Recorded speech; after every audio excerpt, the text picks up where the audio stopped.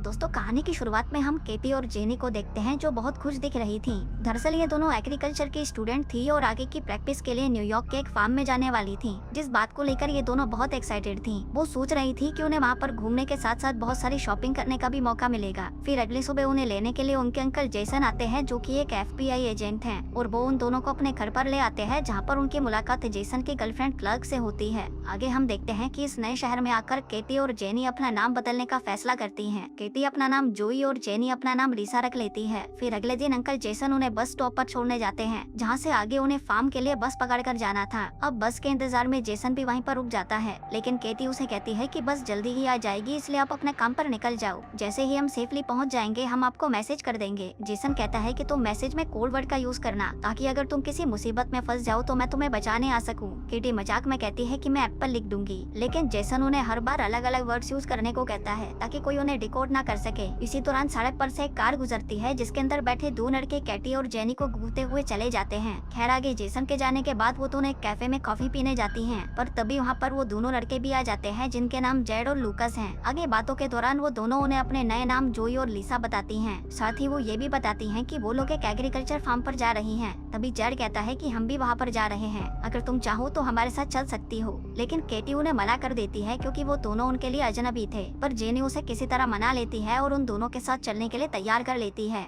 अब वो चारों वहाँ से आगे बढ़ने लगते हैं, लेकिन कुछ ही देर बाद वो देखती हैं कि जेड और लूकस उन्हें फार्म ले जाने की बजाय अपने घर पर ले आए हैं, जो एक घने जंगल के पास में था। जो देखकर केटी और जेनी घबरा जाती हैं और उन्हें तुरंत गाड़ी पार्क की तरफ मोड़ने के लिए कहती हैं। लेकिन इतने में ही घर में से जेड और लूकस की मॉम मारिया बाहर आती है, जो बहुत ही प्यार से उनका स्वागत करती है और उन्हें चाय पीने के लिए अंदर बुलाती है। वो दोनों अंदर आने से मना कर देती है, पर मारिया कहती है कि जेड और लूकस तुम्हें बाद में फार्म पर छोड़ देंगे। इसके बाद जब वो दोनों चाय पी रही थी तभी केटी को जेसन का मैसेज आता है, जिस पर वो तुरंत एप्पल लिखकर रिप्लाई कर देती है, जिससे जेसन समझ जाता है कि वो दोनों सेफली फार्म पर पहुंच गई हैं। फिर मारिया उन दोनों के लिए कुछ खाने को लेकर आती है, जिसे खाते हुए उन्हें कुछ अजीब लगने लगता है और उनके सर भारी होने लगते हैं, जिससे वो समझ जाते हैं कि उनके खाने में कुछ मिलाया गया है। जिसके बाद वो दोनों तुरंत वहाँ से भागने लगती हैं, लेकिन थोड़ी दूर जाते ही वो दोनों बेहोश हो जाती हैं। जिसके बाद जेड और लूकस उन्हें उठाकर वापस घर में ले आते हैं। फिर अगले दिन जब दोनों को होश आता है तो वह खुद को एक जंगल में पाती हैं। उनके सारे कपड़े उतार दिए गए थे और उनके हाथ लोहे की जंजीर से बंधे हुए थे, जो देखकर वो दोनों बुरी तरह डर जाती हैं और जोर जोर से चिल्लाने लगती हैं। लेकिन इस घने जंगल में उनको सुनने वाला कोई भी नहीं था। तभी वहाँ पर जेड आकर कहता है कि तुम दोनों कितनी मासूम हो, जो इतनी आसानी से हमारी बातों में आ गई। यहाँ पर कोई भी तुम्हारी आवाज सुनने वाला नहीं है, तो जितना चिल्लाना है चिल्ला लो। फिर कुछ देर बाद वहाँ पर बोरिस नाम का एक और आदमी आता है, जिसने केटी का फोन ले रखा था। वो उसे फोन दिखाते हुए पूछता है कि तुम्हें किसी जेसन नाम के एक आदमी ने मैसेज किया था, जिसे तुमने पिछली बार एप्पल लिखकर भेजा हुआ है। क्या मतलब है इसका? केटी घबराते हुए कहती है कि एप्पल एक कोड वर्ड है, जिसका मतलब है कि हम दोनों सेफ हैं। ये सुनकर बोरिस तुरंत जेसन को रिप्लाई करता है कि सब ठीक है, और साथ में एप्पल भी लिख देता है ताकि जेसन को कोई शक ना हो। आगे वो लोग केटी और जेनी को जबरदस्ती उनके सामने नहाने के लिए कहते हैं, लेकिन तभी वहाँ पर एक पुलिस ऑफिसर आ जाता है, जिसे देखकर वो दोनों उससे मदद मांगने लगती हैं। पर अगले ही पल उन्हें समझ आ जाता है कि वो पुलिस ऑफिसर भी उन लोगों के साथ मिला हुआ था,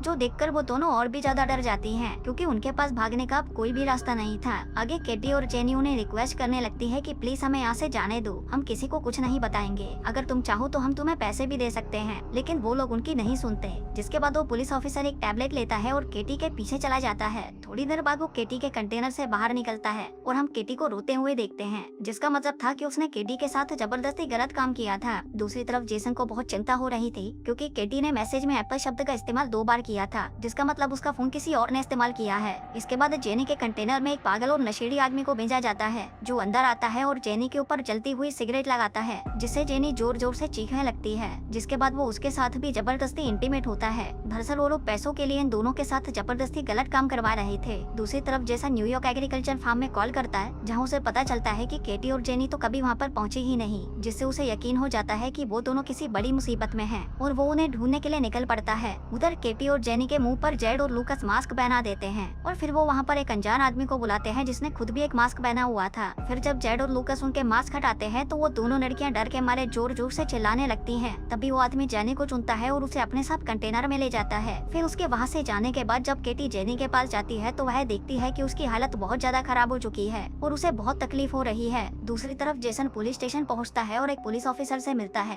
लेकिन उसे क्या पता था कि यह पुलिस ऑफिसर वही आदमी है जिसने केटी के साथ गलत काम किया था। जेसन उससे कहता है कि मैं एक FBI एजेंट हूँ और मुझे शक है कि मेरी भतीजी का अपहरण हुआ है। जब पुलिस ऑफिसर पूछता है कि तुम्हें ऐसा क्यों लगता है, तब जेसन कहता है कि मैंने अपनी भतीजी से कहा था कि कोड वर्ड का इस्तेमाल सिर्फ एक बार करना, लेकिन उसने उसे दोबारा भेजा है। साफ है कि वो किसी मुसीबत में है। आगे जेसन के जाने के बाद वो ऑफिसर बोरिस को ये सारी खबर दे देता है कि केटी का अंकल एक एजेंट है और उसने हमें कोड वर्ड के बारे में झूठ कहा था। इसके बाद बोरिस जेडी को वहाँ से थोड़ा दूर ले जाकर कहता है कि हमें इन दोनों लड़कियों को जल्दी ही ठिकाने लगाना होगा, नहीं तो हम मुसीबत में पड़ सकते हैं। साथ ही हमें यहाँ पर आने वाली और लड़कियों को भी तो पकड़ना है। वहीं केटी चुपके से उनकी सारी बातें सुन रही थी। इसके बाद बोरिस केटी के कंटेनर में जाता है और उसके साथ इंटीमेट हो जाता है। दूसरी तरफ जेसन उसी कैफे में जाता है जहाँ पर केटी और जेनी को आखिरी बार देखा गया था। वहाँ पर काम कर रहे आदमी से वो केटी और जेनी के बारे में पूछता है, जिस पर वो उसे बोरिस की गाड़ी के बारे में बताता है। फिर अगले दिन केटी जेनी को बताती है कि ये लोग हमें मारने का प्लान बना रहे हैं और तभी वहाँ पर जेड और बोरिस उसी आदमी को अपने साथ लेकर आते हैं जिसने केटी के साथ गलत काम किया था। वो दोनों उसे कहते हैं कि हम दोनों थोड़ी ही देर में यहाँ पर वापस आएंगे, तब तक तुम इन लड़कियों पर कड़ी नजर रखना ताकि ये कहीं भाग ना जाएं। अब उनके जाते ही केटी एक प्लान बनाती है। वो उस आदमी को अपनी ओर आकर्षित करने लगती है और इस दौरान वो जैसे ही उस आदमी के करीब आती है वो उसके गले पर काट लेती है। तभी वो आदमी चिल्लाता हुआ जमीन पर गिर जाता है और वहीं पर उसकी मौत हो जाती है। जिसके बाद वो दोनों अपनी हथकड़ियाँ खोल देती हैं और वहीं पास में छुप जाती हैं। फिर कुछ देर बाद जब वो पुलिस वाला वहाँ पहुँचता है तो वो दोनों चुपके से उसकी गाड़ी चुरा कर वहाँ से भाग निकलती हैं। जिसके बाद वो दोनों एक मॉल में जाती हैं और वहाँ से बहुत सारा सामान खरीदने लगती हैं, जैसे कि कुल्हाड़ी, हथौड़े, टेनिस बॉल, बहुत सारी कील और कई और भी चीजें। हम देखते हैं कि वो दोनों अब भाग नहीं रही थी बल्कि अपना बदला लेने की तैयारी कर रही थी। इसके बाद कैपी मॉल के कैशियर के पास जाकर उससे बोरिस के घर का पता पूछती है और वह उन्हें पता बता देता है। दूसरी तरफ जेसन बोरिस की कार इंश्योरेंस कंपनी में पहुंचता है जहां उसे भी बोरिस का एड्रेस मिल जाता है। वहीं पर हम बोरिस को देखते हैं जो अपने घर पर म्यूजिक सुनते हुए रिलैक्स कर रहा था, पर तभी अचानक केटी और जेनी वहां पर पहुंच जाती हैं और कीड़े लगी हुई टेनिस बॉल को उसके चेहरे पर फेंक देती हैं, जिससे वो वहीं पर बेहोश हो जाता है। फिर जब उसको होश आता है तो वह खुद को एक टेबल से बंधा हुआ पाता है।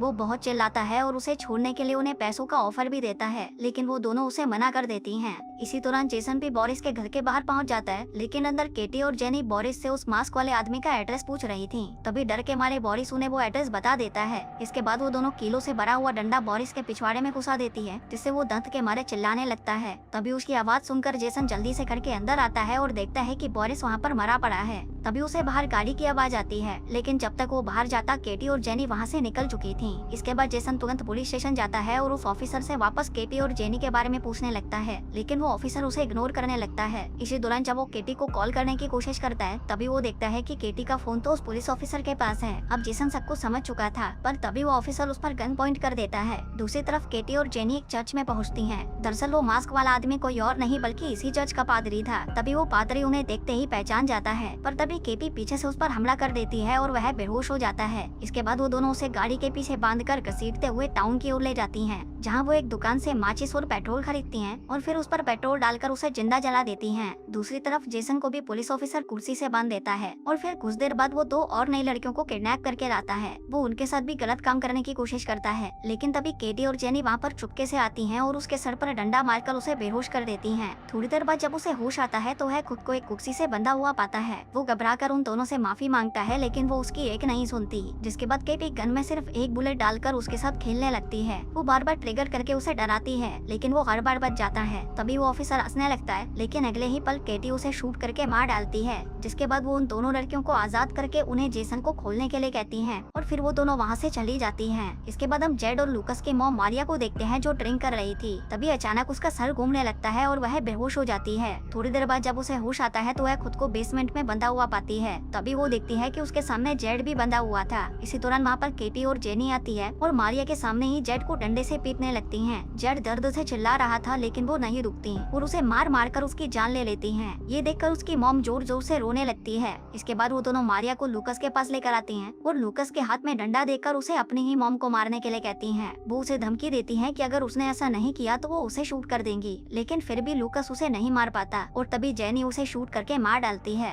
जिसके बाद वो उस गन को साफ करके लूकस के हाथ में रख देती है ताकि पुलिस को ऐसा लगे कि माँ बेटे ने आपसी लड़ाई में एक दूसरे को मार डाला। तभी मारिया डर के मारे में रोने लगती है और उन्हें कहती है कि अगर तुम मुझे जाने दोगी तो मैं तुम्हें बहुत सारा पैसा दे सकती हूँ। लेकिन तभी केटी और जेनी उसकी बात सुनकर हंसने लगती हैं, क्योंकि ये सारा किया कराया मारिया का ही था और उसने चंद पैसों के लिए न जाने कितनी लड़कियों के साथ ऐसा किया था। जिसके बाद केटी एक चैनसो मशीन उठाती है और उसका सर धड़ से अलग कर देती है। फिर कहानी के अंत में हम देखते हैं कि कुछ दिनों बाद जेसन केटी और जेनी के घर पर जाता है और उन्हें अपने साथ लेकर न्यूयॉर्क वापस आ जाता है। जिसके बाद वो दोनों फाइनली अपनी प्रैक्टिस पूरी करने के लिए न्यूयॉर्क एग्रीकल्चर पार्क में पहुंच जाती हैं।